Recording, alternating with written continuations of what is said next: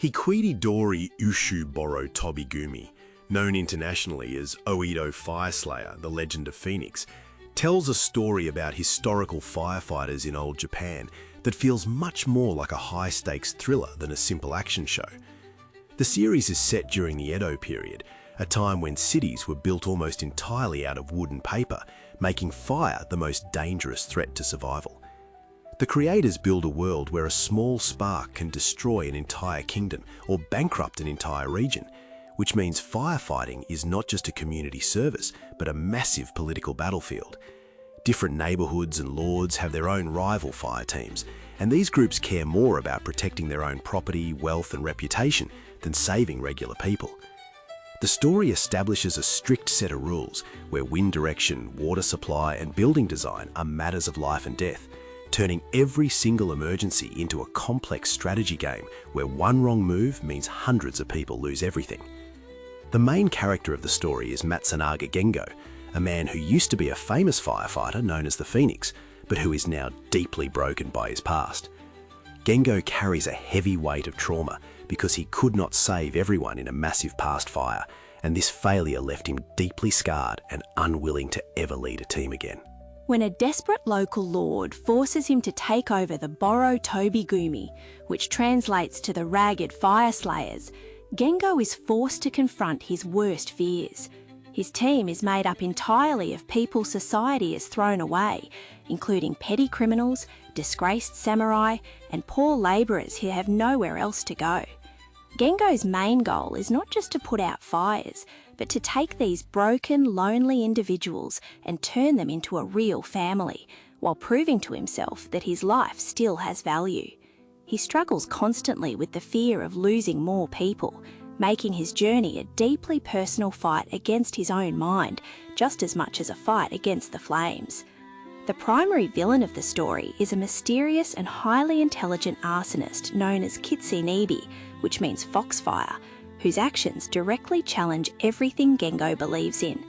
Kitsunibi is not just setting fires for fun or money.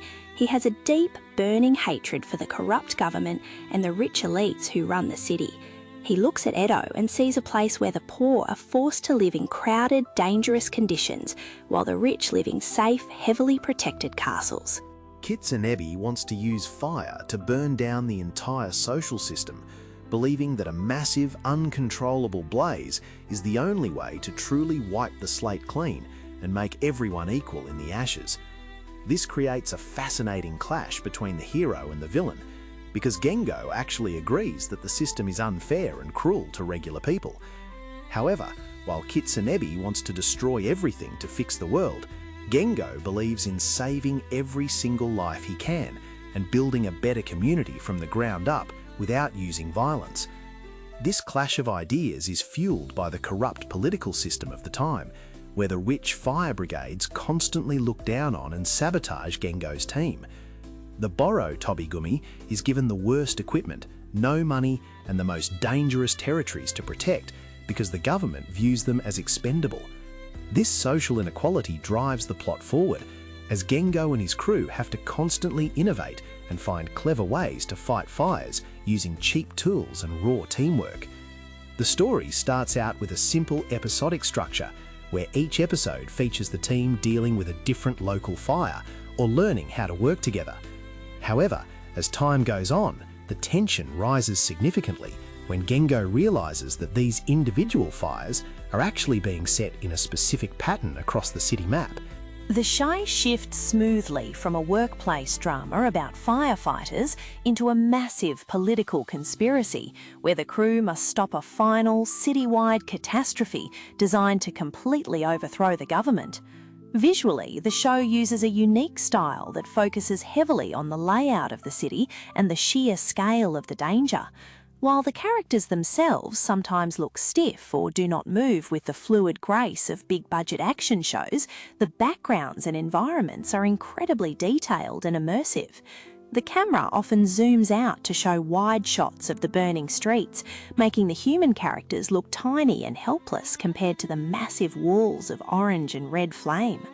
The show uses vertical lines and tight framing to make the streets feel narrow and claustrophobic, helping the audience understand exactly how trapped the citizens feel when a fire breaks out.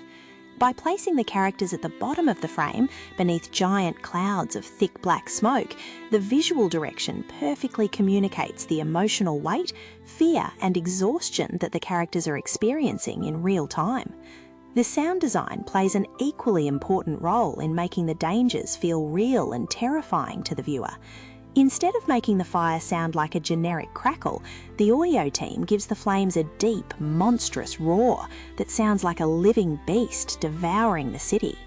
You can hear the heavy thuds of roof tiles smashing onto the ground, the sharp snaps of breaking wood, and the frantic shouts of the crowds, which creates an intense sense of panic. The music, created by a famous composer using a mix of traditional Japanese instruments and heavy rock guitars, adds a modern, gritty energy to the historical setting. The energetic soundtrack emphasises that these firefighters are tough, blue-collar workers doing dangerous manual labour rather than glamorous heroes. When the music cuts out completely during Gengo's quiet moments of strategic planning, it creates a powerful contrast that highlights his intelligence and focus. The final episodes of the series demand an incredible amount of sacrifice and growth from everyone involved, refusing to offer an easy or perfectly happy ending. To stop Kitsunebe's massive final plan and save thousands of innocent lives, the Boro Tobigumi must risk absolutely everything, knowing they will get zero rewards or praise from the corrupt government for doing so. They have to give up their personal pride, their desires for fame, and even their physical health to stand as a shield for people who used to look down on them. Gengo undergoes a massive personal transformation, finally letting go of his past guilt and realising that while he cannot prevent every tragedy in the world, the simple act of fighting to save others is what gives his life meaning. The story ends on a quiet, realistic note, showing the team returning to their humble headquarters, covered in scars but completely united as a true family that survived the fire together.